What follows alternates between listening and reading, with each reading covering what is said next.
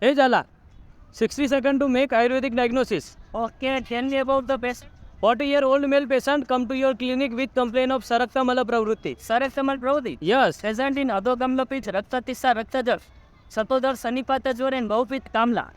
Patient have Sane Daha, Sane Sit, sometimes cold, sometimes fevery. No. No.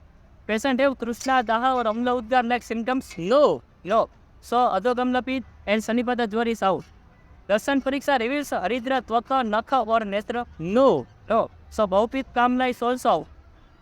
Sparsan Pariksha, Buddhigata Sparsan Pariksha reveals Vattipraro, Sadrusa, Arsa. No. No. So Raktajar is also out. Tell me patient's occupation and ahar. Patient is farmer and he takes normal vegetarian diet at farm.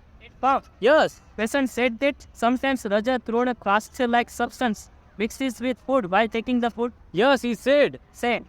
So, thrown a caster Raja Anne Sayuta is the classical return of the Satodar.